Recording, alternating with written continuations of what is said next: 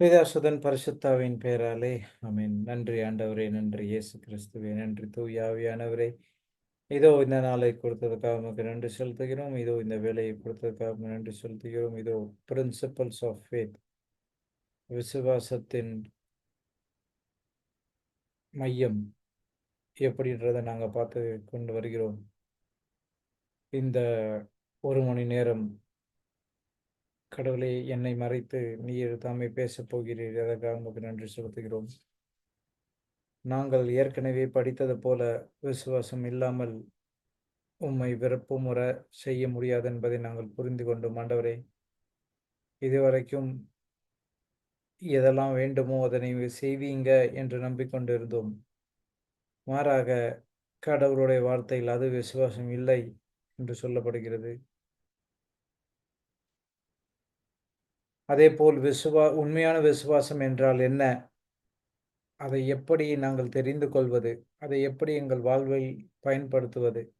பயன்படுத்தி எப்படி நாங்கள் இயேசுவுக்கு உகந்த ஒரு அ வாழ்க்கை வாழ்வது? எப்போது நாங்கள் எங்களுடைய தந்தையின் அ மகன்களாக எப்போது நாம் ஆகப் போகிறோம் என்பதை அறிவதற்கும் இந்த விசுவாசமானது எங்களுக்கு சொல்லிக் கொடுக்கிறது. அதற்காக உமக்கு நன்றி செலுத்துகிறோம்.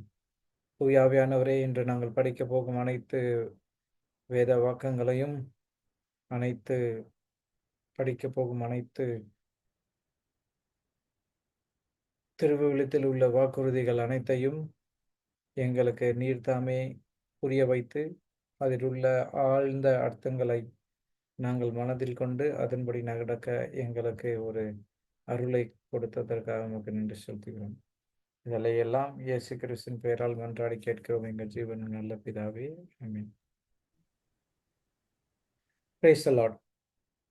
இயேசுவுக்கே புகழ், இயேசுவுக்கே நன்றி. மரியே வாழ்க, இயேசு ராஜா வாழ்க. ஓகே. ஸோ நாம விசுவாசம் அதை தொடர்ந்து படிச்சுக்கிட்டு வரோம்.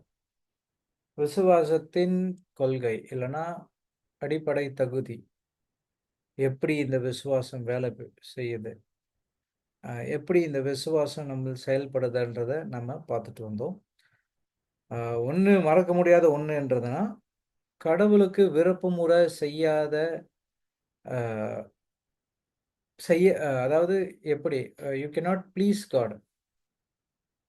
கடவுளை நம்ம ஓகே நம்ம பார்ப்போம். ஒன்று எபிரேயர்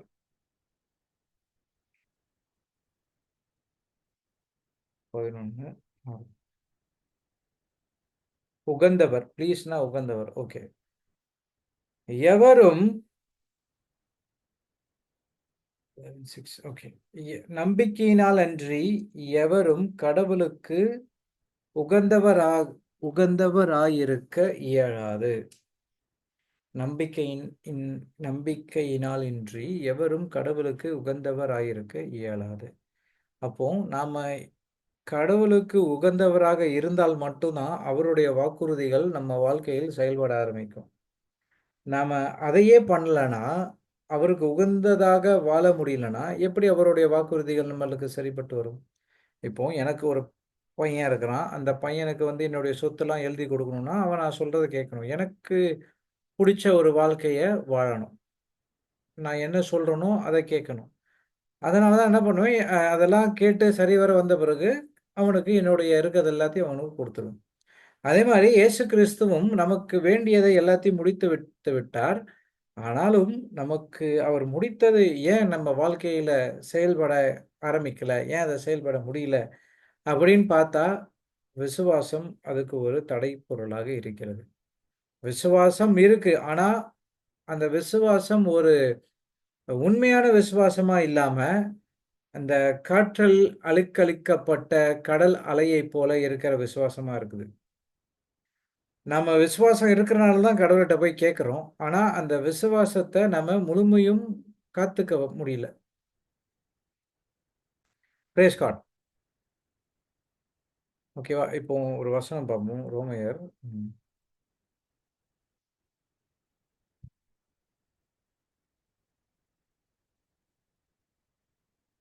14:23.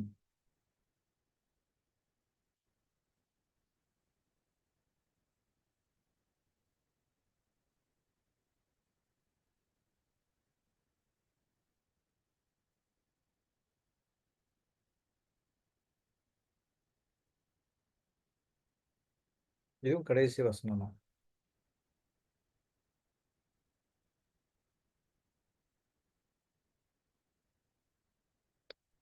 நல்லதோ கெட்டதோ என்னும் ஐயத்தோடு உண்போர் தண்டனை தீர்ப்பு பெற்றுவிட்டனர். ஏனெனில் அவர்கள் உறுதியான மனநிலையோடு செயல்படவில்லை. உறுதியான மனநிலையோடு செயல்படாததெல்லாம் பாவமே. ஓகேவா? இதை இங்கிலீஷ்ல எப்படி போடுறோம்? What is not of faith, it's a sin. அதாவது நம்பிக்கை இல்லாம நம்ம எது செஞ்சாலும் கடவுள் வார்த்தை தான் நம்பிக்கை கொடுக்குது. அது இல்லாத என்ன செய்தாலுமே அது வந்து பாவமா. நம்பிக்கை இல்லாததை எதுவுமே செஞ்சா அதாவது விசுவாசம் இல்லாத செயல்கள் அனைத்துமே பாவ செயல்.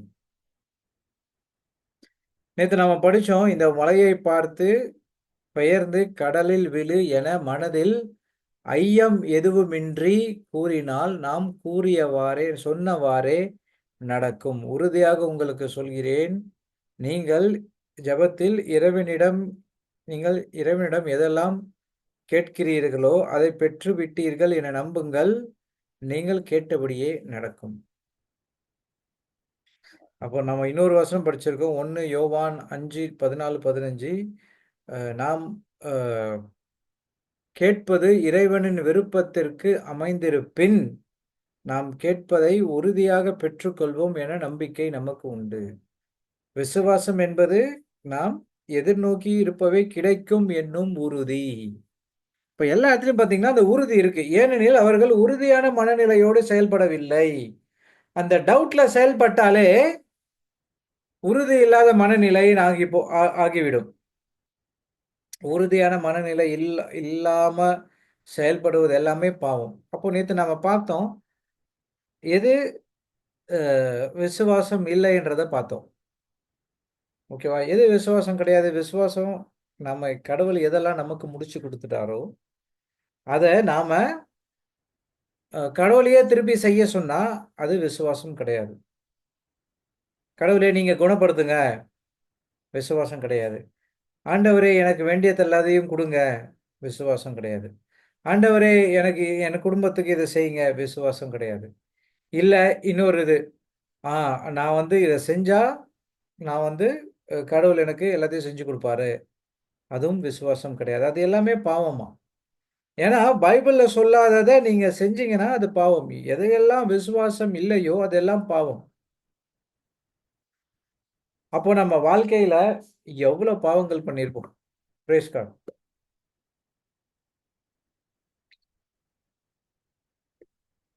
அதான் கடவுள் சொல்ற எல்லாம் நிறைவேறிற்று. அப்போ எப்படி ஜெபிக்கணுமா? எவற்றையெல்லாம் கேட்பீர்களோ பெற்றுக்கொண்டோம். நன்றி ஆண்டவரே, உமது காயங்களால் நாங்கள் குணமடைந்தோம். நன்றி ஆண்டவரே, எங்களுக்கு வேண்டிய அனைத்தையும் எங்களுக்கு கொடுத்ததுக்காக உமக்கு நன்றி. நன்றி ஆண்டவரே, என்னை பாலுங்குழியிலிருந்து மீட்டெடுத்ததுக்காக உமக்கு நன்றி. Praise God. இந்த மாதிரி நாம ஒன்னொன்னும் சரிவர செய்ய செய்ய செய்ய நம்மளுடைய விசுவாசம் பெருக ஆரம்பிக்குது. ஓகேவா? அதுதான் எப்போ எதெல்லாம் கடவுள் வார்த்தையில சொல்லலையோ அதெல்லாம் வந்து விசுவாசமே கிடையாது. ஓகே. அப்போ விசுவாசம்னா என்னது? நம்ம நிறைய வாட்டி பார்த்திருக்கோம். ஒரு சிம்பிளா நம்ம பார்க்கலாம். விசுவாசம் என்பது நாம் எதிர்நோக்கி இருப்பவை கிடைக்கும் என்றும் உறுதி, கண்ணுக்கு புலப்படாதவை பற்றிய ஐயமற்ற நிலை. விசுவாசம் என்பது நாம் எதிர்நோக்கி இருப்பவை கிடைக்கும் என்னும் உறுதி. அதாவது ஒரு சிம்பிளான லாங்குவேஜ்ல சொல்லணும்னா, எதெல்லாம் நீங்க உங்க கண்ணு முன்னாடி பார்க்கலையோ, அது எதெல்லாம் உங்க வாழ்க்கையில நடக்கணும்னு நீங்க நினைக்கிறீங்களோ, அது எல்லாமே விசுவாசம் தான். உங்களுடைய பிசிக்கல் ஐஸ்னால அதை பார்க்க முடியாது. மாறாக கடவுளின் வாக்குறுதி மூலியமாக அந்த விசுவாசத்தை நீங்க பார்க்கலாம். Praise God.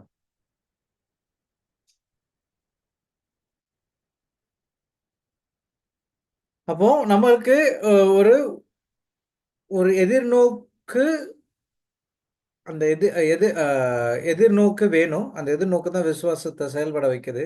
அந்த எதிர்நோக்கு கடவுளுடைய வாக்குறுதிகள்ல இருந்து வருது. அதை எடுத்து நாம நன்றி செலுத்தி கிடைச்சிருச்சு. அதாவது உங்க கண் முன்னாடி சிச்சுவேஷன் பேசும்.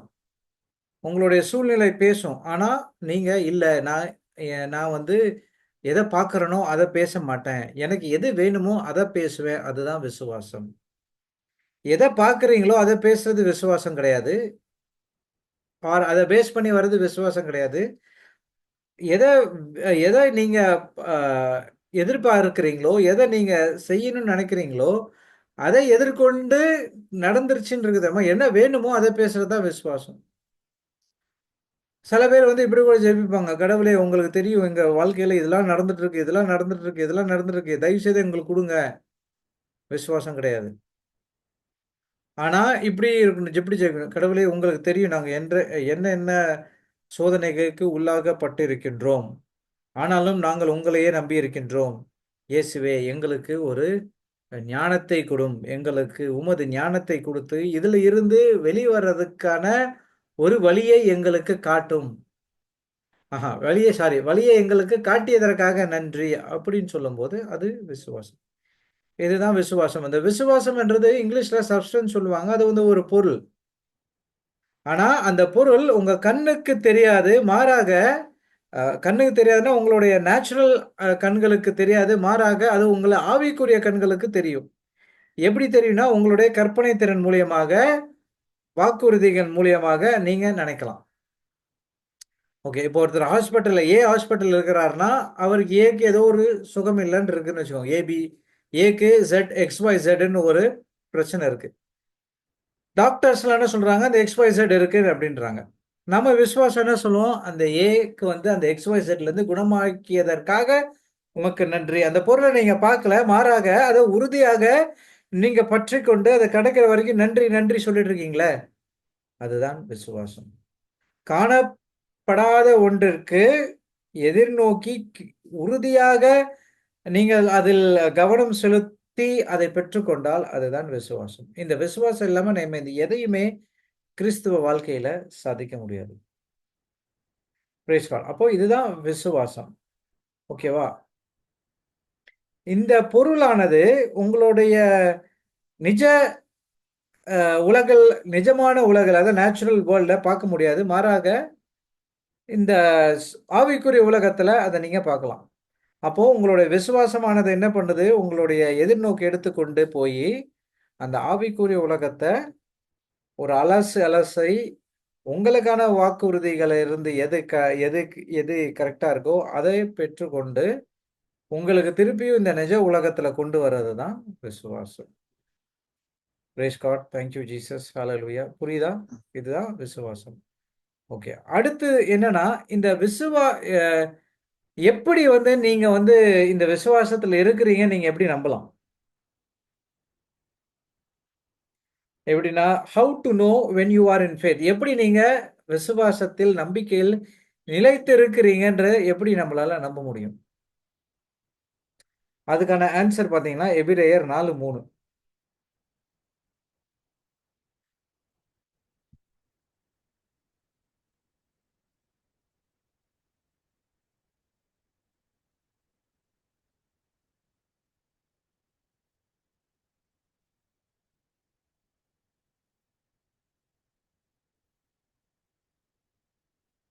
எபிரெயர்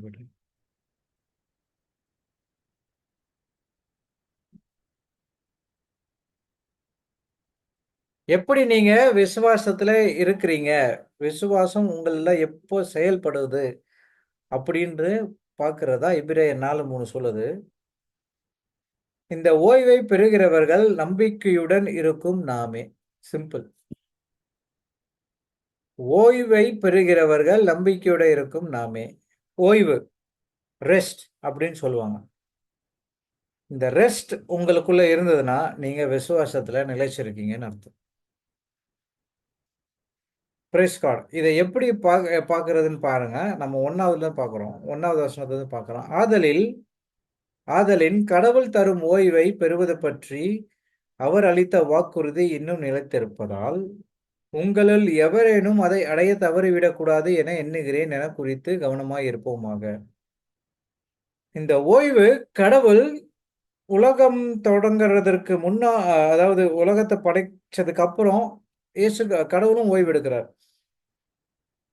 அப்போ இந்த ஓய்வுன்றது என்னதுன்னா, சும்மா இருக்கிறதுன்னு ஓய்வு கிடையாது. அதாவது எதை பத்தியும் கவலைப்படாம, சிந்திக்காம, ஒரே அ ஒரே மனதாய், ஒரே உள்ளமாய் கடவுளை அ அ நம்பி இருக்கிறது தான் ஓய்வு. Praise God. கடவுள் 7ஆம் நாள் ஓய்வு எடுத்தார். ஏன்னா, அவருக்கு எந்த பிரச்சனையும் இல்ல. மனிதனையும் படைச்சுட்டாரு. மனிதனுக்கு தேவையான அனைத்தையும் படைச்சுட்டாரு. அப்புறம் என்ன பண்றாரு? அவர் ஓய்வு அ அந்த ஓய்வுல நிலைத்து இருக்கிறார். இப்போ பாருங்க, அந்த ஓய்வை கடவுள் நமக்கும் ஒரு அன்பளிப்பாக வழங்கியிருக்கின்றார். எதற்காக?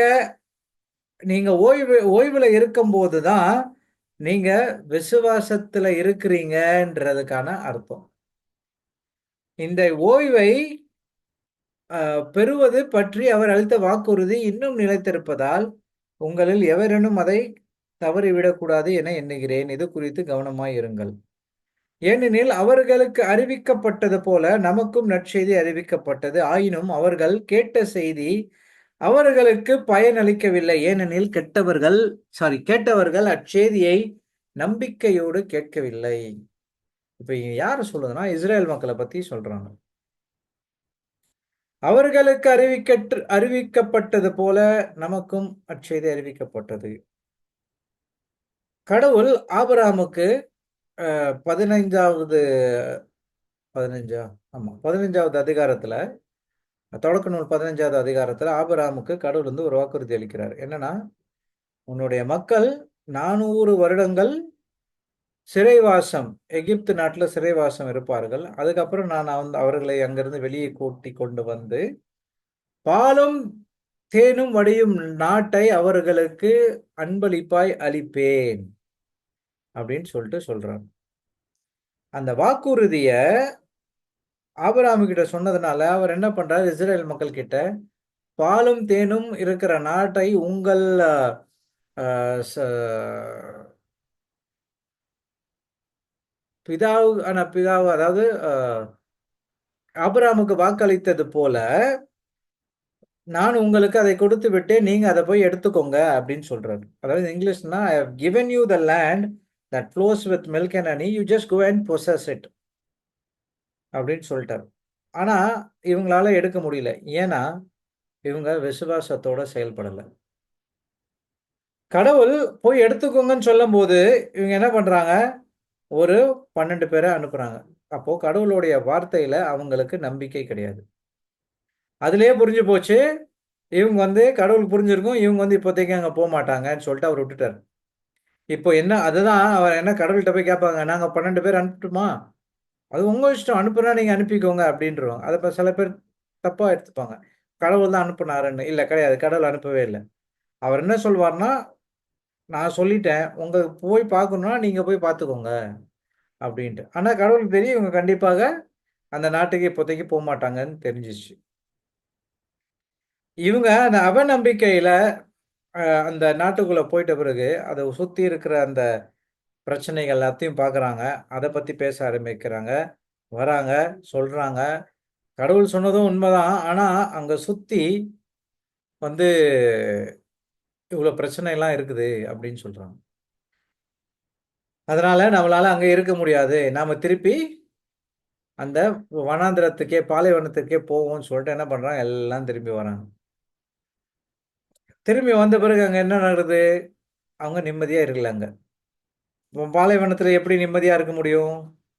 பாலும் தேனும் வடிகிற இடத்துல நிம்மதியா இருக்க முடியும். அது எங்கன்னா அதுல என்ன இருக்கும் அப்படின்னு பார்த்தோம்னா, அ இணைச்சட்டம் அ 6, 8.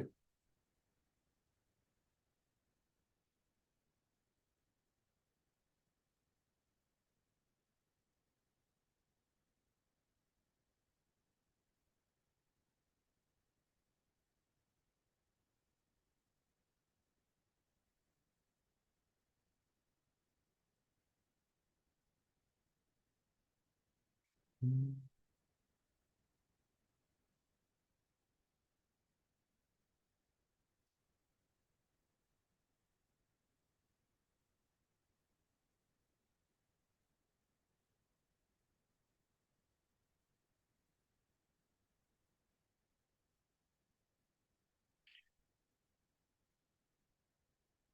ஒரு நிமிஷம் வெயிட் பண்ணுங்க. அந்த இது மறந்துட்டேன்.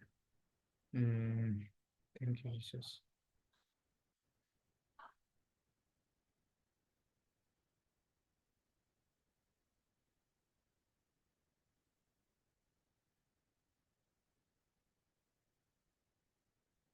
கரெக்ட்டா தான் எடுத்திருக்கேன்.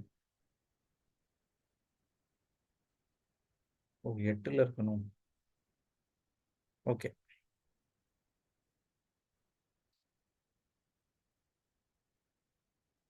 இங்க பாருங்க. 10லருந்து பார்ப்போம். மேலும் அ இணைச்சட்டம் 6, 10. மேலும் ஆபிராம், ஈசாக்கு, யாக்கோபு என்னும் உன் மூதாதையருக்கு கொடுப்பதாக ஆணையிட்டுக் கூறிய நாட்டுக்குள் உன் கடவுளாகிய ஆண்டவர் உன்னைப் புகச்செய்யும்போது, நீ கட்டி எழுப்பாத பரந்த வசதியான நகர்களையும், நீ நிரப்பாத எல்லா செல்வங்களில் நிறைந்த வீடுகளையும், நீ வெட்டாத பாறைக் கிணறுகளையும், நீ நடாத திராட்சைத் தோட்டங்களையும், ஒலிவத் தோப்புகளையும் அவர் உனக்குக் கொடுக்கும்போது, நீ உண்டு நிறைவு கொள்ளும்போது, அடிமைத்தன வீடாகிய எகிப்து நாட்டினின்று உன்னை வெளியே கூட்டி வந்து, ஆண்டவரை மறந்து விடாதபடி கவனமாயிரு.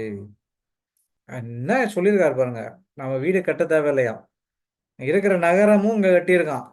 உங்க வீடும் கட்ட தேவையில்ல. இந்த வீடு கட்டி உள்ள எல்லாம், அதாவது இப்ப இப்போ இப்ப என்ன சொன்னான்னா, ஃபர்னிஷ்ட் ஹவுஸ். அது மட்டும் இல்லாம அந்த ஃபர்னிஷ்ட் ஹவுஸ்ல வந்து திராட்சை தோட்டமும், ஒலிவ மரம். அந்த ஒலிவ மரம்ன்றது என்ன ஏன் சொல்றாங்கன்னா, ஒலிவ மரம்ன்றது வந்து பாம் ட்ரீ. அது வந்து ஒரு செழிப்பின் ஒரு அடையாளம்.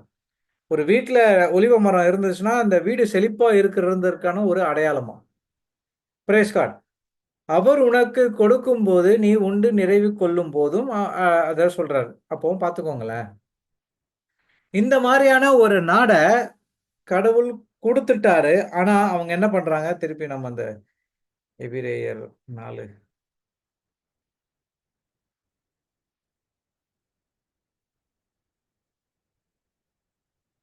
இதுதான் அவங்களுக்கு கொடுத்த அந்த நற்செய்தி. ஆனா, அவங்க என்ன பண்றாங்க? அத நம்பாம, கடவுள நம்பிக்கை இல்லாம, அவங்க என்ன பண்றாங்க? அந்த 10 பேர் கொண்டு வந்த தப்பான ஒரு அறிக்கைய எடுத்து, அதன்படி இது பண்ணி, வனாந்தரம் இந்த பாலைவனத்துக்குள்ள போகும்போது, அங்க புலம்பிக்கிட்டே இருக்கிறாங்க. நாங்க இங்க இருந்தோம், நாங்க அங்க இருந்தோம், நாங்க இப்படி இருந்தோம். ஆனா இங்க வந்து கஷ்டப்படுறோமே! அப்படி இப்படின்ட்டு கடவுள பொழச்சுக்கிட்டே இருந்தாங்க. அப்போ அந்த இடத்துல வந்து அவங்களால ஓய்வால இருக்க முடியாது. அப்போ அவங்க என்ன பண்றாங்கன்னா, அவங்களுக்கு கொடுத்த அந்த செய்தி, அதாவது இந்த இந்த நகரத்த போய் நீங்க எடுத்துக்கோங்க, நாட்ட போய் எடுத்துக்கோங்கன்ற செய்தி அவங்களுக்கு வந்து ஒரு பயனும் ஒரு பயனும் பண்ணல. ஏன்னா, அத வந்து இவங்க கேட்கவே இல்ல.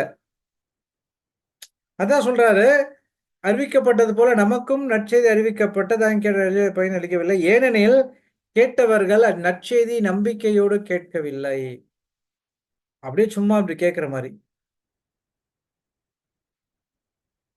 Price God. அப்போ இந்த ஓய்வுல இருக்கணும்னா, அந்த ஓய்வுக்குள்ள போனா நாம என்ன பண்ணணும்னா, அந்த நம்பிக்கையும், அந்த அந்த வாக்குறுதியையும் மிக்ஸ் பண்ணணும். இங்கிலீஷ்ல வந்து you have to mix your faith with the word preached அப்படின்னு சொல்லிட்டு வரும். அதான் நீங்க கேட்கிறாங்க. ஆனா, அந்த நம்பிக்கையோட சேர்த்து கேட்கல. மாறாக சும்மா கேட்கணும்னு சொல்லிட்டு கேட்டுட்டு, சும்மான்ற வார்த்தையே கிடையாது. கேட்கணுன்றத கேட்டுட்டு, அவங்க வந்து என்ன பண்றாங்க, அத வந்து ஒரு ஒரு பெருசா எடுத்துக்கல. அதனால அவங்களும் அந்த ஓய்வுக்குள்ள போக முடியவில்லை. இந்த வனாந்தரத்த புலம்பிட்டு இருக்கிறதுக்கு பதிலா, அவங்க அந்த எவ்வளோதான் இருந்தாலும் பரவால்ல, கடவுள் உங்களுக்கு சொல்லிக் குடுத்துட்டாருன்னா, என்ன பண்ணலாம்? நீங்க அதுக்குள்ள போலாம். இப்ப பாருங்க, பேதுருவும் அ பெ பெ பேதுருவும் அவங்க அந்த இருக்க சீடர்கள்லாம் என்ன பண்றாங்க? போட்ல போறாங்க. பயங்கரமான காத்து அடிக்குது. அந்த இடத்துல வந்து இயேசு பார்க்குறாரு. அப்புறம் இயேசு தண்ணீல நடந்து வராரு. அவங்க பேய் பேய்ன்னு கத்துறாங்க. இயேசு சொல்றாரு, "இல்ல, இல்ல இது நான் தான் பயப்படாதீங்க" அப்படின்னு சொல்லும்போது, பேதுரு கேட்கிறார், ஆண்டவரே நீர் என்றால் என்னை நடந்து வர கட்டளையிடும் சொன்னா வான்றாரு. அப்போ பேதுரு என்ன பண்றாரு? அவர் கேட்டதையும் அவருக்குள்ள இருக்க அந்த நம்பிக்கையும் சேர்த்து கடல்ல நடக்க ஆரம்பிக்கிறார். அப்போ நடந்துகிட்டே இருக்கும்போது என்ன ஆகுது? திடீர்னு ஒரு பெரிய அச்சுறுத்தும் சத்தம் ஒண்ணு வருது. அவர் அப்படி இப்படின்னு திரும்பி பார்த்தோன்னே முழுக ஆரம்பிக்கிறார். Praise God. ஒரு இதுல சுத்தமா நம்பவே இல்ல. அவங்க கேட்டதையும் நம்பிக்கையும் சேர்க்கல. இன்னொரு இதுல கேட்டாங்க, நம்பினாரு. ஆனா அந்த நம்பிக்கை நிலைத்து இருக்கல. அதனால என்ன பண்றாரு? தண்ணிக்குள்ள விழுந்துமோன்னு அந்த ஓய்வ விட்டுட்டாரு. சோ கத்துறாரு, கடவுளே காப்பாத்தும் அப்படின்னு சொல்லிட்டு கத்துறாரு. 3வது விஷயம் என்னன்னா, இயேசு கிறிஸ்து நம்பிக்கையோட கடவுள் சொன்ன காரியத்த செஞ்சு முடிச்சார். ஓகேவா? என்னது? இந்த உலகத்தில் வந்து சிலுவை சாவை ஏற்று, இறந்து, நரகத்திற்கு சென்று 3ஆம் நாள் மேலும் எழுப்பப்பட்டு, இவ்ளோ விஷயம் பிதா மேல கடவுளுக்கு நம்பிக்கை இருக்கு. இயேசு கிறிஸ்துவுக்கு நம்பிக்கை இருக்கு. ஓகேவா? இப்ப இந்த 3 டிஃபரன்ஸையும் பார்த்தீங்கன்னா, இத நம்ம வாழ்க்கையில நாம எப்படி செயல்படுத்தணும்? 1ஆ, 2ஆ, 3ஆ? 3வதுல செயல்படுத்தும்போது உங்களுக்கு அந்த ஓய்வுக்குள்ள போகலாம். அதுதான் விசுவாசம் என்பது நாம் கேட்பது கிடைக்கும் என்னும் உறுதி. கண்ணுக்கு புலப்படாதவை பற்றிய ஐயமற்ற நிலை. நம்ம கண்ணுக்கு பார்க்கல. ஆனாலும் உறுதியாக நாம நம்பிக்கையோடு கேட்டத கண்டிப்பா குடுப்பாருன்ற அந்த உறுதியான நம்பிக்கை இருந்ததுன்னா, நம்ம அடுத்த கட்டம் எங்க போவோம்னா, அந்த ஓய்வுக்குள்ள போயிடுவோம். Praise God. அந்த ஓய்வுக்குள்ள போம்போது, அந்த இடத்துல வந்து ஒரு ஒரு சாந்தமான ஒரு ஒரு மன அமைதி. எங்க பார்த்தீங்கன்னா, பிலிப்பியர் 4:6. அந்த ஓய்வுக்குள்ள எப்படி போறதுன்னு பாருங்க. எதைப் பற்றியும் கவலைப்பட வேண்டாம். எதைப் பற்றியும் கவலைப்பட வேண்டாம். ஆனால் நன்றியோடு கூடிய இறைவேண்டல், மன்றாட்டு ஆகிய அனைத்தின் வழியாக கடவுளிடம் உங்கள் விண்ணப்பங்களை தெரிவியுங்கள். அப்பொழுது அறிவெல்லாம் கடந்த இறையமதி கிறிஸ்து இயேசுவோடு இணைந்துள்ள உங்கள் உள்ளத்தையும் மனதையும் பாதுகாப்பும். அப்படி ஒரு அமைதி. ஒரு ஓய்வுக்குள்ள நீங்க வந்து செல்கிறீர்கள். என்ன பண்ணணுமா? ஒரு பிரச்சனைய பத்தி இந்த அதான் மார்க் 11:24 நான் 11, 22, 23, 22, 23, 24ல நாம படிக்கிறோம். பிரச்சனைய பார்த்து பேசுங்க. அந்த என்னுடைய வாழ்க்கையிலிருந்து வெளியில போ அப்படின்னு சொல்லுங்க. அடுத்தது என்ன வேணுமோ அத கேளுங்க. கேட்ட பிறகு நன்றி செலுத்துங்க. அததான் இங்க சொல்றாரு. அத கேட்டுட்ட பிறகு அத பத்தி கவலையே பட வேணாம். நன்றி செலுத்திக்கிட்டே இருங்க. உங்கள விண்ணப்பத்தை தெரிஞ்சுட்ட பிறகு நன்றி செலுத்துங்க. அப்பொழுது என்ன நடக்கும்னா, இறையெல்லா இறை அமைதி கிறிஸ்துவோடு இணைந்துள்ள உங்கள் உள்ளத்தையும் மனதையும் பாதுகாக்கும். Praise the Lord. Thank you Jesus. ஹalleluya. அப்போ இந்த நம்பிக்கை நம்ம உள்ளங்களில் செயலாற்றுகிறது. நாம இந்த நம்பிக்கையில நம்ம நிலைச்சு இருக்கிறோம் அப்படின்ட்டு உங்களுக்கு அப்படி தெரிஞ்சுக்கணும்னா, என்ன பண்ணணும்னா, நீங்க வந்து இந்த ஓய்வு அப்படின்ற ஒரு ரெஸ்ட் அதுக்குள்ள நீங்க நுழைஞ்சா தான் போ முடியும். ஏன் அவ்வளோ இம்பார்ட்டன்ட்டா சொல்றாங்க அப்படின்னு பார்த்தா, இந்த ஓகே நம்ம திருப்பி அந்த வசனத்த படிப்போம்.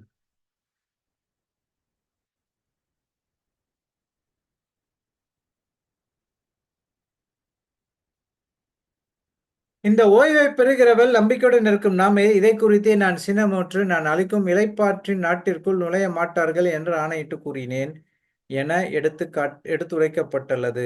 எனினும் உலகம் தோன்றிய காலத்திலேயே கடவுள் வேலைகள் முடித்து விட்டனர். இப்ப பாருங்க. ஏனெனில் மறைநூறில் ஓர் இடத்தில் 7ஆம் நாள் பற்றி கடவுள் தாம் செய்த வேலைகள் அனைத்தையும் நிறைவு பெற செய்து 7ஆம் நாளில் ஓய்ந்திருந்தார் என்று கூறப்பட்டுள்ளது. மேலும்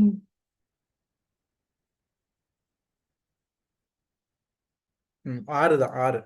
எனவே இந்த ஓய்வை பெற வேண்டியவர்கள் இன்னும் இருக்கிறார்கள். ஆனால் அந்நற்செய்தியை முன்னர் கேட்டவர்கள் தங்கள் தங்கள் கீழ்ப்படியாமையால் அந்த ஓய்வை பெறவில்லை. அப்போ திருப்பி சொல்றார், ஆகவே முன்பு கூறப்பட்டது போல இன்று நீங்கள் அவரது குரலை கேட்பீர்கள் என்றால் உங்கள் இதயத்தை கடினப்படுத்திக் கொள்ளாதீர்கள் என்று நீண்ட காலத்திற்கு பின்பே தாவீதின் வழியாக அவர் எடுத்துரைத்தது இன்று என வேறு நாளை குறிப்பிடுகிறது.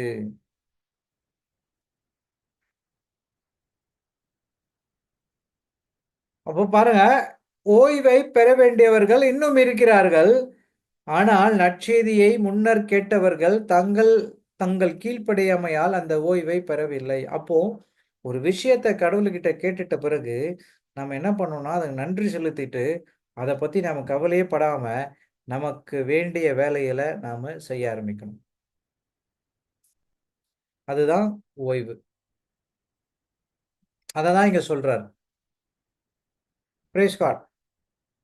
அப்போ இந்த ஓய்வுல இருந்தால் மட்டும் தான் உங்களுடைய விசுவாசம், அதாவது உங்கள் நம்பிக்கையானது வேலை செய்ய ஆரம்பிக்கும். நீங்க ஓய்வுல இருந்தா கடவுள் வேலை செய்வார். கடவுள் ஓய்வுல இருக்கிறார்ன்னு வச்சுக்கோங்களேன், நீங்க வேலை செய்றீங்க. அப்போ உங்கள வச்சு தான், அதாவது நம்மளுடைய ரெஸ்பான்ஸ வச்சு தான் கடவுளுடைய வாக்குறுதிகள நம்ம வாழ்க்கையில நம்ம நிலைநிறுத்திக்க முடியும். கடவுள ஸ் கடவுள் சில பேர் எப்படி சொல்லுவாங்க, கடவுள் சொன்னா போதும் எல்லாமே நடந்துரும். அது எல்லாம் சொல்லி முடிச்சாச்சு. இப்போ உங்களுடைய ரெஸ்பான்ஸ் என்ன? நம்மளுடைய பதில் என்ன? அத பொறுத்து தான் கடவுள் நம்ம நமக்கு உதவி செய்வாரா? இல்லையான்றத பொறுத்து பார்க்கணும். கடவுள் 24 மணி நேரம் நமக்கு உதவி செய்ய ரெடி. இஸ்ராவேலை காக்கும் தேவன் உறங்குவதும் இல்லை, கண்ணயர்வதும் இல்லை. அவர் என்னைக்குமே அவருடைய கண்ல நீங்க தான் இருக்கிறீங்க. நாம தான் இருக்கிறோம். ஆனா நம்ம என்னைக்கு கடவுளே இத செய்யுங்கன்னு சொல்லிட்டு நம்ம அவருக்கு ரெஸ்பான்ஸ் நம்பிக்கை வழியா நம்ம பதிலளிக்க ஆரம்பிக்கிறோமோ, கடவுள் அவரோட வாழ்க்கைய அவருடைய வேலைய செய்ய ஆரம்பிக்கிறார். அப்போ நாம ஓய்வுல இருக்கும்போது கடவுள் வேலை செய்வாரு. நாம வேலை செஞ்சா கடவுள் ஓய்வுல இருப்பார். அப்போ இதுவரைக்கும் நம்ம என்ன பண்ணியிருக்கோம், ஒரு ஒரு ஒரு ஒரு பிரச்சனை ஏதாவது நடந்ததுன்னா, அத கேட்டுட்டு என்ன பண்றது, அ அது அந்த அந்த அந்த பிரச்சனைக்கு அகைன்ஸ்ட்டா எல்லாத்தையும் பிரேயர் பண்ணிட்டு போம்போது, அந்த பிரச்சனை இன்னும் வர்ஸா போக, போக, போக, போக, போக, போக, போக என்ன ஆகுதுன்னா, நம்மளுடைய விசுவாசம் அப்படியே கடல் அலைய போல அலைக்கழிக்க ஆரம்பிக்கிறது. அ உங்களுக்கு எல்லாருக்கும் முக்காவாசி எல்லாருக்கும் தெரிஞ்சிருக்கும். எங்க மினிஸ்ட்ரில ஒருத்தவங்க இருக்கிறாங்க. அவங்களுடைய கசின். அதாவது ஒரு டிரான்ஸ்ஃபார்மர் ஷாக். அதாவது ஒரு 240 வாட் கரண்ட் நம்ம பாஸ் ஆனாலே முடிஞ்சிரும். அந்த டிரான்ஸ்ஃபார்மர்ல எவ்வளோ பவர் அந்த இது வரும் பாருங்க. ஒரு ஒரு விளையாட போன இடத்துல என்ன ஆச்சு, அது தெரியாம பால் எடுக்க போற இடத்துல அந்த வயரோட கனெக்ஷன் ஆயி, அந்த கரண்ட் அடிச்சு என்ன ஆச்சு, ஒரு ஒரு சில மடங்கு ஒரு தூரம் தூக்கி எறியப்பட்டு, அதாவது 80% ஆஃப் த பாடி பர்ன் ஆயிடுச்சு. இப்ப பார்த்தீங்கன்னா, அ டாக்டர் என்ன சொல்றாங்கன்னா, உயிர் பிழைக்கிறதுக்கு வாய்ப்பே கிடையாது. அந்த மாரியான ஒரு சிட்யூவேஷன்ல இருந்து செலவாகும். சரி, காச விடுங்க. அது ஓகே. உயிர் திரும்ப அது உயிர் தான் ரொம்ப முக்கியம். அது மட்டும் இல்லாம, இவங்க அந்த கடவுளுடைய வார்த்தையில வச்சு பிரேயர் பண்ணி, இப்ப என்னன்னா உயிர காப்பாத்தியாச்சு.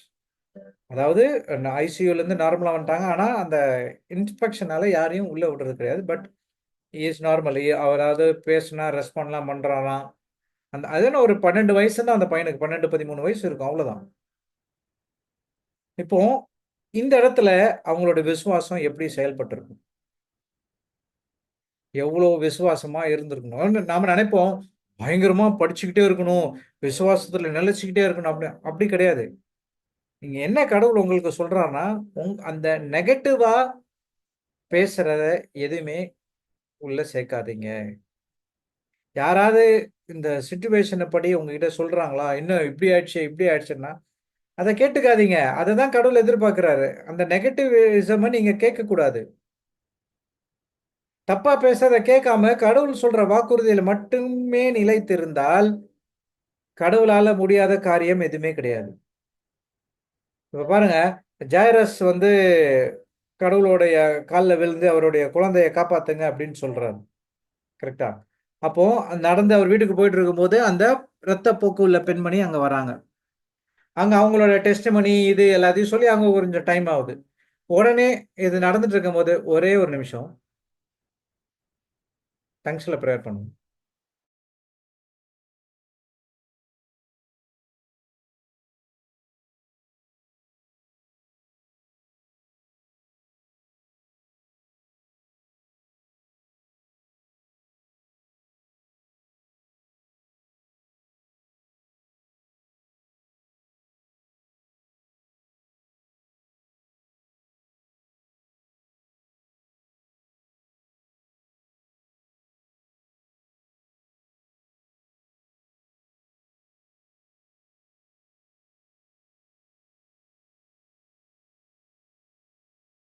Brace God. Thank you Jesus. Sorry. அப்போ அவர் என்ன சொல்றாருன்னா, தப்பா பேசுறது எதுவுமே உங்க காதுல வாங்கிக்காதீங்க. அதுதான் உங்களுடைய நம்பிக்கைய அப்படியே ஆட்ட காண வைக்குது. இப்ப இஸ்ராயேல் மக்களுக்கு என்ன ஆச்சு? அவங்க பார்க்கிறத பேச ஆரம்பிச்சதுனால, அவங்களுடைய விசுவாசத்தும் நிலைத்திருக்க முடியல.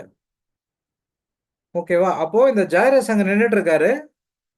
அ அந்த பெண்மணி எல்லாத்தையும் சொல்லிட்டு இருக்காங்க. டைம் ஆயிட்டே இருக்குது. இவர் எதுவுமே சொல்லல. திடீர்ன்ட்டு அவர் வீட்ல இருந்து ஒரு குரல் வருது. என்னன்னா, அ எதற்காக அவர வந்து கூப்பிடுறீங்க? உங்க மகள் இறந்து விட்டாள் அப்படின்னு சொல்றாங்க. உடனே கடவுள் இயேசு என்ன சொல்றாரு? பயப்படாதே, நம்பிக்கையாய் இரு, விசுவாசத்துடன் இரு அப்படின்னு தான் சொல்றாரு. அப்போ எந்த பிரச்சனை வந்தாலும் நீங்க நீங்க முடிஞ்சிருச்சுன்னு நீங்க நினைக்கக் கூடாது. கடவுள் முடிஞ்சிருச்சுன்ட்டு சொல்ற வரைக்கும் அது முடியறதுக்கான வாய்ப்பே கிடையாது.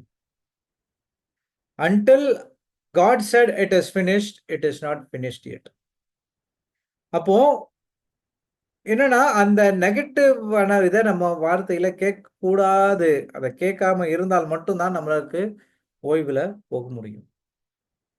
இதுக்கு வந்து ஒரு பெரிய ஒரு ராக்கெட் சயன்ஸோ அத படிக்கணும்னு அவசியம் இல்ல. அதான் கடவுள் சொல்றாரு, "கடுகளவு விசுவாசம் இருந்தால் போதும்." Praise God. Thank you Jesus. அப்போ இந்த இப்போ நம்ம இந்த 2வது என்ன நம்ம 3வது என்ன முதல்ல வந்து என்ன பார்த்தோம்னா, எதெல்லாம் விசுவாசம் இல்லைன்றத பார்த்தோம். எதெல்லாம் நம்பிக்கை கிடையாதுன்றத பார்த்தோம். 2வது நம்பிக்கை என்றால் என்னன்றத நம்ம பார்த்தோம். 3வது நம்பிக்கையில் நீங்க நிலைத்திருக்கிறீங்களா? இந்த நம்பிக்கையில தான் இருக்கிறீங்களான்னு பார்த்தா, அது எப்படின்னா, நீங்க அந்த ஓய்வுக்குள்ள போறீங்க. ஓகேவா? அப்போ அந்த ஓய்வுக்குள்ள போறதுக்கான விஷயம் நாம என்ன பண்ணணும்னா, how to enter into the rest. அந்த ஓய்வுக்குள்ள எப்படி போணும்னா, கடவுளுடைய வாக்குறுதிகள எடுத்து அதை தியானித்துக் கொண்டே இருக்கணும். எடுத்துட்டே இருக்கும்போது, தியானித்துக் கொண்டே இருக்கும்போது என்ன ஆகுதுன்னா, எந்த நெகட்டிவ் இது வந்தாலுமே, அந்த கடவுளுடைய வாக்குறுதி என்ன பண்ணுமா, ஒரு நம்பிக்கை எனும் கேடயம், நம்பிக்கையினை கேடயமா உங்களுக்கு முன்னாடி நின்னு, அந்த எதிர்க்கரண்களை எல்லாத்தையும் தடுத்து எரிக்கிறது. Praise the Lord. Thank you Jesus. ஹல்லேலூயா. அப்போ அந்த நெகட்டிவிசம் எல்லாத்தையும் தெளிவார ஆக ஆக என்ன ஆகும்னா, உங்களுக்கு இன்னொரு சைடுல விசுவாசம் வளர்ந்துகிட்டே இருக்கும். அப்போ நீங்க விசுவாசம் வளரும்போது, நீங்க அதோடைய அதோடைய அந்த பெனிஃபிட்ட அந்த உங்களுடைய வாழ்க்கையில நீங்க பார்ப்பீங்க. ஒரு ஒரு டெஸ்டிமோனி ஒண்ணு சொல்றேன். எப்படி இந்த நெகட்டிவிட்டிலாம் உள்ள போகக்கூடாதுன்ட்டு. ஒரு யுஎஸ்ல ஒரு ஒரு சூப்பர் ஸ்டோர் ஒண்ணு இருக்கு. அந்த இடத்துல இருக்கும்போது, நைட் அங்க தான் வந்து நம்ம நெறையா நியூஸ்லலாம் பார்க்குறோம். நெறைய பேர் வந்து இந்த கன்னெல்லாம் எடுத்து நைட்டு வந்து இதெல்லாம் பண்ணியிருப்பாங்க. நெறைய நம்ம பார்க்குறோம். ஸோ அந்த மாரி ஒரு ஒரு ஒரு ஒரு கடவுளுடைய பற்று மிக்கவர் பைபிள படிச்சுட்டு இருந்திருக்கார். நைட் ஒரு 9, 10 மணி போல. இது வந்து ரொம்ப காலத்துக்கு முன்னாடி. அப்போலாம் ரொம்ப நடமாட்டம்லாம் கிடையாது. இப்பலாம் ஓகே. அப்போ வந்து ஒரு நைட் ஒரு 9, 10 மணி போல என்ன ஆச்சுன்னா, இந்த மாரி ஒரு திருடன் வந்திருக்கான். திருடன் வந்து காசெல்லாம் கேட்டிருக்கான். இவர் என்ன பண்ணியிருக்காரு, அவனுக்கு கடவுளுடைய வார்த்தைய சொல்லியிருக்காரு. "இல்ல திருடக்கூடாது. கடவுள்ல நம்பிக்கை வச்சா அவர் கண்டிப்பா உனக்கு குடுப்பாருன்னு" சொல்லிட்டு நல்ல வார்த்தைகள சொல்லிட்டு இருக்கும்போது, இவன் கடுப்பாயி என்ன பண்ணிட்டான், ஷூட் பண்ணிட்டான். ஓகேவா? ஷூட் பண்ணதுல இந்த புல்லட் இந்த இடத்துல போயி இப்படியே வெளிய வந்துருச்சு. ஓகேவா? அந் அ அ இந் இந் இந்த ஹெட்ல போயி அப்படியே வெளிய வந்துருச்சு. அவர் வந்து மயக்கம் போட்டு கீழ விழுந்துட்டாரு. எல்லாம் ஒரு ஒரு 1/2 மணி நேரம், 1 மணி நேரம் கழிச்சு அந்த கடைக்கு ஒருத்தர் வந்திருக்காரு வாங்குறதுக்காக. பார்க்கும்போது ரத்த வெள்ளத்துல கிடக்கும்போது, "ஐய்யய்யோ! இப்படி ஆயிடுச்சுன்னு" சொல்லிட்டு ஃபோன் பண்ணி ஹாஸ்பிட்டல்ல இது ஆம்புலன்ஸ்க்குலாம் ஃபோன் பண்ணி பார்க்கும்போது, அந்த அந்த இடத்துல உயிர் இருந்திருக்கு. ஸோ உயிர் இருந்திருக்குன்னு சொல்லிட்டு என்ன பண்றாங்க, உடனே டக்கு டக்குன்னு இது பண்ணி எல்லாத்தையும் எமர்ஜென்சில கொண்டு போயிட்டு பார்த்துட்டு இருந்தாங்க. ஸோ அவருடைய தம்பியும் அவர் கூட தான் இருக்காரு. இது எல்லாம் தெரிஞ்சுட்ட பிறகு, அவர் என்ன பண்றாரு, அ ஆப்பரேஷன்லாம் பண்ணி முடிஞ்ச பிறகு ஒரு பெரிய ஒரு மிராக்கிள். என்னன்னா, இந்த குண்டானது இந்த உள்ள போச்சுல்ல, உள்ள போனது இங்க ஒரு ஓட்ட, இங்க ஒரு ஓட்ட அவ்வளோதான். மத்தபடி அது உள்ள போயி, உள்ள இருக்கிற எந்த அதாவது பிரெயின்ஸ்லாம் இருக்குல்ல, அதெல்லாம் எதையுமே சேதப்படுத்தாம அந்த சைடுல வெளிய வந்துருச்சாம். அது வந்து ஒரு அந்த டாக்டருங்களுக்கெல்லாம் ஒரே ஒரு அதிசயமா இருந்தது. எப்படி இந்த மாரி ஒரு புல்லட் இப்படி போய் இப்படி வெளிய வந்து இவர் உயிரோட இருக்காரு. அது மட்டும் இல்லாம இந்த அந்த ஸ்கேன் எடுத்து எக்ஸ்ரேலாம் எடுத்து பார்க்கும்போது ஒரு சின்ன ஒரு அந்த நரம்பு கூட எதுவுமே டச் ஆகாம, எதுவுமே டச் ஆயிருக்கலாம். டேமேஜ் ஆகாம அந்த குண்டு வெளியில போயிருக்கு. இது எப்படி சாத்தியம்? அப்படின்னு சொல்லிட்டு இது பண்ணாங்க. அவர வச்சுட்டாங்க. ஆனா இவங்கள பத்திரமா பார்த்துக்கணும் அப்படின்னு சொல்லிட்டு, அந்த ஏன்னா அவங்க தலை சம்பந்தப்பட்டதுனால அப்சர்வேஷன் வச்சிருக்காங்க. ஸோ இவர் தம்பி என்ன பண்ணாருன்னா, அவரு கூடவே இருந்திருக்காரு. அவரும் இந்த கடவுளுடைய வார்த்தையில நல்லா இதா இருந்தவர். பிரேயர்லாம் படிச்சுட்டு இருந்திருக்கும்போது, அவங்க சொந்தக்காரங்க, இன்ஃபாக்ட் அவங்களுடைய அந்த மனைவி, குழந்தைங்கள கூட உள்ள விடலையாம். Price God. ஏன்னா, அந்த நெகட்டிவிட்டி உள்ள போகக்கூடாது. விசுவாசத்தோட அவர் விசுவாசத்தோட இருக்காரு. இவரும் அந்த விசுவாசத்த குடுத்துக்கிட்டே இருக்கும்போது, 2 பேரும் ஒரு விசுவாசத்துல இருக்கும்போது, யாரையுமே உள்ள விடலையாம். அவருக்கு அதுக்கப்புறமா வந்து நல்லா வெளிய வந்துட்ட பிறகு கேட்டாங்களாம், "எதுக்கு நீங்க யாரையுமே உள்ள விடல? ஏன் இந்த மாரி அவ்ளோ பாசமா?" அப்படின்னு அப்பதான் சொன்னாராம். அதாவது, "நான் கடவுளுடைய வார்த்தையில இருக்கிறேன். அவரும் இருக்கிறாரு. நாங்க 2 பேரும் சில வாக்க வ இறை வார்த்தைய நாங்க வந்து போதிக்க போவோம். அப்போ இந்த இடத்துல இந்த நெகட்டிவிட்டி, இந்த தப்பான வார்த்தைகள் எதுவுமே நாங்க உள்ள உட்டா, அது வந்து அந்த அவருடைய உடல்நல பாதிக்கும்னால, நான் வந்து யாரையுமே உள்ள விடல. அதனால தான் ஒரே காரணமே தவிர, எங்களுக்கும் அவங்களுக்கும் எந்த பிரச்சனையுமே இல்ல." அப்படின்ட்டு வந்து சொன்னாரு. அப்போ அந்த மாரியான ஒரு அ ஒரு விஷயத்த நாம பண்ணணும். அப்ப என்ன பண்ணணும்னா, இந்த ஓய்வ பெறுறதுக்கு நம்ம வந்து குறிக்கோள்ல இருக்கணும். அதுதான் நம்மளுடைய எண்ணத்துல இருக்கணும். ஒரு பிரச்சனை வந்துச்சா, அந்த பிரச்சனைய பார்த்து பேசி, அந்த பிரச்சனைய வெளியில அனுப்பி, அந்த பிரச்சனைக்கு என்ன தீர்வுன்றத நீங்க கேட்டு, நன்றி சொல்லிட்ட பிறகு, நீங்க அந்த பிரச்சனைய பத்தி கவலைப்படாம என்ன பண்ணணும்னா, நீங்க வந்து அந்த ஓய்வுக்குள்ள போக ஆரம்பிச்சிடணும். அந்த பிரச்சனைய பத்தி கவலைப்படலனாலே போதும், நம்ம ஓய்வுக்குள்ள போயிடுவோம். ஆனா, அந்த ஓய்வுக்குள்ள போயிட்ட பிறகு என்ன பண்ணணும்னா, நீங்க வந்து கடவுளுடைய வார்த்தைய கேட்டுட்டே இருக்கணும். அவர் சொல்ற அந்த வாக்குறுதிகள நினைச்சுட்டே இருக்கணும். அந்த ஜெபிச்சுக்கிட்டே இருக்கணும். தியானம் பண்ணிக்கிட்டே இருக்கணும். இதுதான் என்ன பண்ணும்னா, உங்களுக்கு அந்த அந்த நம்பிக்கை, இறை வார்த்தை என்னன்னு ஒரு கேடயமாக நின்னு 100 பேர் அடிக்கிற அந்த தீக்கரைகளை அப்படியே தடுத்து நிறுத்திக்கிட்டே இருக்குமாம். Praise God. Thank you Jesus. ஹalleluya.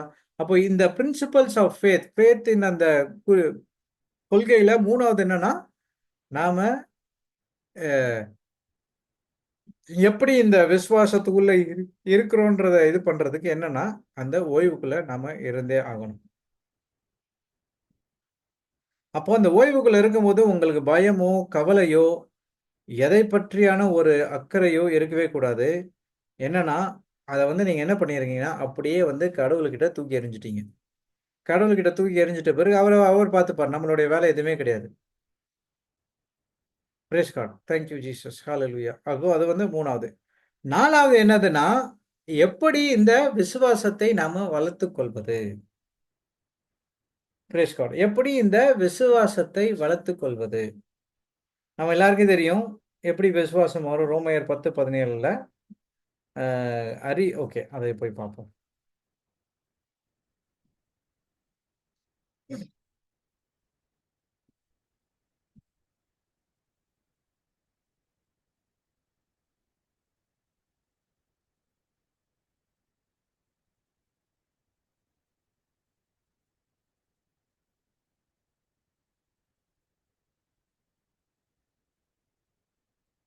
ஆகவே அறிவிப்பதை கேட்டால் தான் நம்பிக்கை உண்டாகும். கிறிஸ்துவை பற்றிய செய்தி அறிவிக்கப்பட்டால் தான் அதை கேட்க வாய்ப்புண்டு. 2 கேட்கிறது. ஓகே. இந்த அறிவிப்புன்றது என்னதுன்னா, அதான் 16வதுல சொல்லியிருக்காரு. அப்படி இல்லன்னா இன்னும் 15ல போய் பாருங்க. அனுப்பப்படாமல் அவர்கள் எவ்வாறு அறிவிப்பார்கள்? இதைப் பற்றிய நற்செய்தி அறிவிப்போரின் பாதங்கள் எத்தனை அழகா இருக்கின்றன மறைநூலில் உள்ளது பாருங்க. ஆயினும் எல்லோருமே நற்செய்தியை ஏற்றுக்கொள்ளவில்லை. இதை குறித்தே எசேயா ஆண்டவரை நாங்கள் அறிவித்ததை நம்பியவர் யார் என முறையிடுகிறார். அப்போ அந்த கடவுளை பற்றி அறிவிப்பதை கேட்டால் மட்டும் தான் நம்மளுக்கு விசுவாசம் வரும். எப்படி ஃபர்ஸ்ட் கேட்கிறாங்க. ஆகவே அறிவிப்பதை கேட்டால் தான் நம்பிக்கை உண்டாகும். அறிவிப்பு, இறை வார்த்தையை பற்றிய அறிவிப்பு. ஃபர்ஸ்ட் கேட்கிறது வந்து உங்களுடைய நார்மல் காதுல கேட்கிறது. அடுத்தது வந்து அறிவிக்கப்பட்டால் தான் அதை கேட்க முடியும். அப்படின்றது இந்த காதுல கேட்கறதா கிடையாது. 2வது வாட்டி கேட்கறது என்னன்னா அண்டர்ஸ்டாண்டிங், அந்த புரிதல். ஓகேவா? முதல்ல என்னது? நம்ம கேட்கிறோம். அதுக்கப்புறம் என்ன ஆகுது? 2வது வாட்டி அத கேட்கும்போது அது என்ன ஆகுது? அண்டர்ஸ்டாண்டிங் வருது.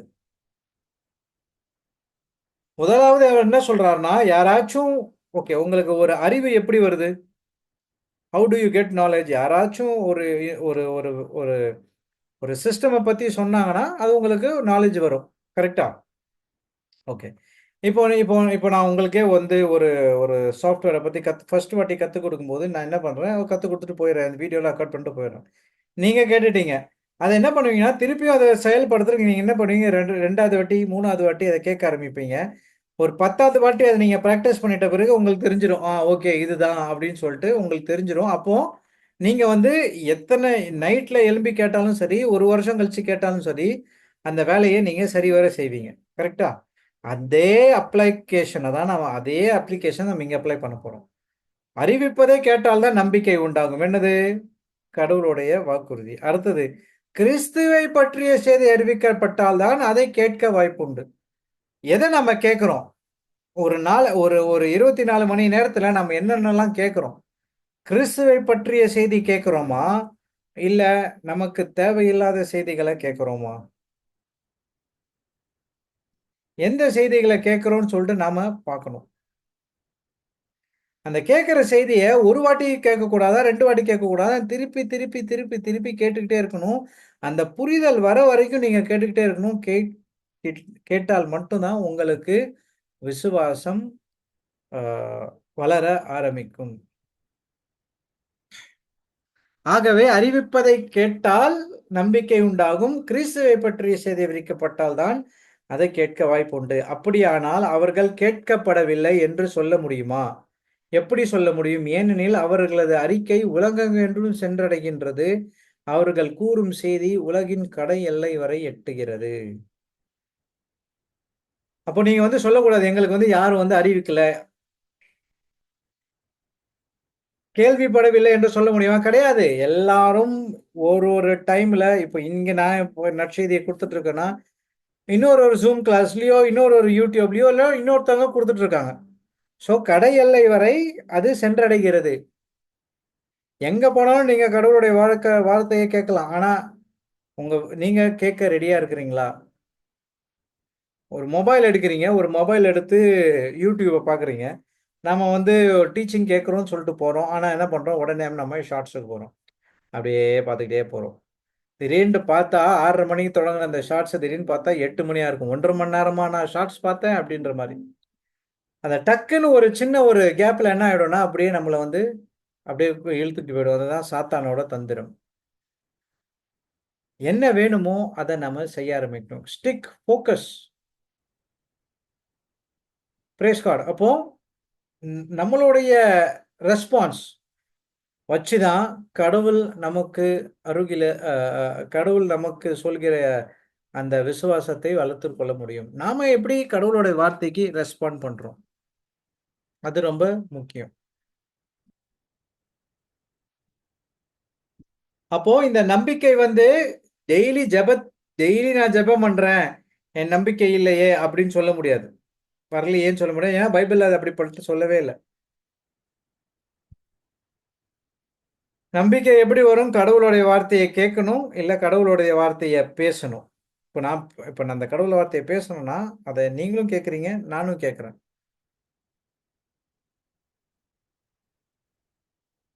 Price God. Thank you Jesus. ஹalleluya.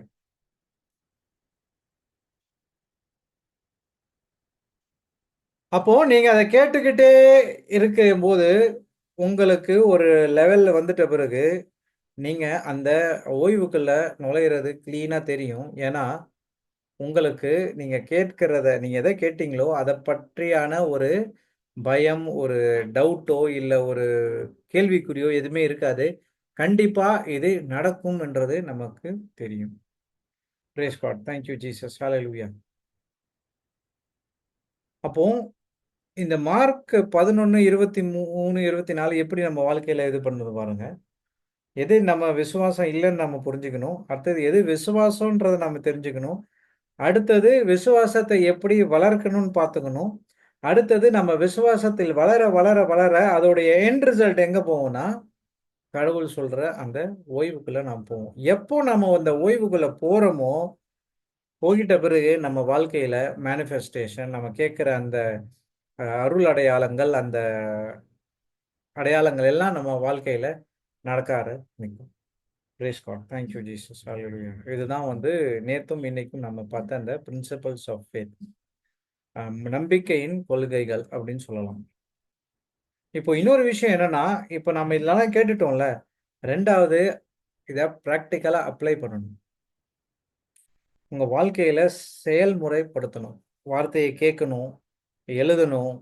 ஸ்க ஒரு டீச்சிங்க கேட்குறீங்கன்னா, ஒரு புக் எடுத்து வச்சுக்கோங்க. இல்ல ஒரு கம்ப்யூட்டர் கேட்குறீங்க, ஒரு நோட் பேட் எடுத்து வச்சுக்கோங்க. டாபிக்க போட்டுக்கோங்க. ஒவ்வொரு இது கேட்கும்போது அட்லீஸ்ட் ஒரு 15 டேஸ்க்கு ஒரு டாபிக் கேட்க ஆரம்பிங்க. எழுதுங்க. நோட்ஸ் எடுத்து வச்சுக்கோங்க.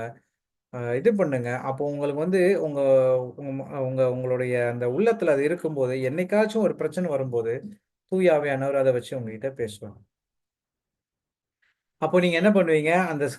அந்த வாக்குறுதிகள எடுத்து அப்ளை பண்ண ஆரம்பிப்பீங்க. என்ன மெடிடேட் பண்ண ஆரம்பிப்பீங்க, பேச ஆரம்பிப்பீங்க. அத்தாரிட்டி அந்த அத்தாரிட்டி எடுத்து பேச ஆரம்பிக்கும்போது, உங்களுடைய வாழ்க்கையில எல்லாம் ஒழுங்காக நடக்க ஆரம்பிக்கும். Price the Lord. Thank you Jesus. Okay.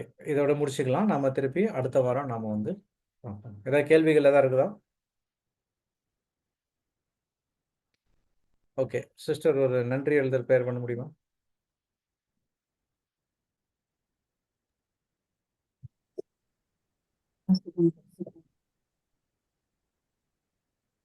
நன்றி இயேசுவே. நன்றி இயேசுவே. நன்றி ஆவியானவரே. விசுவாசத்தை பற்றி எனக்கு கற்றுக் கொடுத்ததற்காக நன்றி. அந்த ஓய்வை நாங்கள் எப்படி பெற்றுக்கொள்ள வேண்டும் என்று சொல்லிக் கொடுத்ததற்காக நன்றி. அதை நாங்கள் எப்படி பெற்றுக்கொள்ள வேண்டும் ஞானத்தை எங்களுக்கு தந்ததற்காக நன்றி. இந்த புரிதலையும் அறிதலையும் நாங்கள் அதை நிலைத்து நிற்க வழிமுறைகளை சொல்லிக் கொடுத்ததற்காக செலுத்துகிறோம் அப்பா. நன்றியோடு துதிக்கிறோம் தகப்பன். இந்த நாளுக்காக நன்றி செலுத்துகிறோம். எங்கள் வாழ்வில் இந்த வழிகளை நாங்கள் பயன்படுத்தி இறை வார்த்தையின் மூலம் அந்த வாக்கு தத்தங்களை நாங்கள் பெற்று அந்த ஓய்வை நாங்கள் அடையும்படிக்கு தகப்பனே அதில் நிலைத்து நிற்கும்படியான அந்த ஞானத்தையும் அந்த அறிவையும் ஆற்றலையும் எங்களுக்கு இந்த வகுப்பில் மூலம் பெற்றுக்கொள்ள அந்த வழிமுறைகளை கற்று தந்ததற்காக நன்றி செலுத்தி இயேசு நாமத்தில் ஜெபிக்கிறோம் தகப்பனே. ஆமென். பிதாசுதன் பரிசுத்தாவின் பெயராலே ஆமென். ஆமென். Praise the Lord. Thank you Jesus. Thank you. நம்ம வந்து அடுத்த வாரம் பார்ப்போம். பிரைஸ்